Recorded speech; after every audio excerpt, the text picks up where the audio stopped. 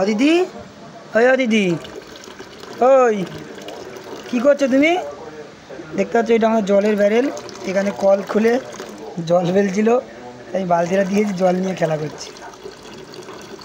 ওই মা, অদিতি মা, কী করছো তুমি? কী করছো? আমি মাকে বলে দেবো কিন্তু। ওই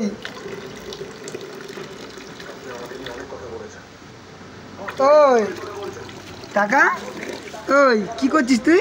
কী করছিস? বাহ, আমি তোর মাকে বলছি, দাঁড়া। জল খেলা হচ্ছে, হ্যাঁ?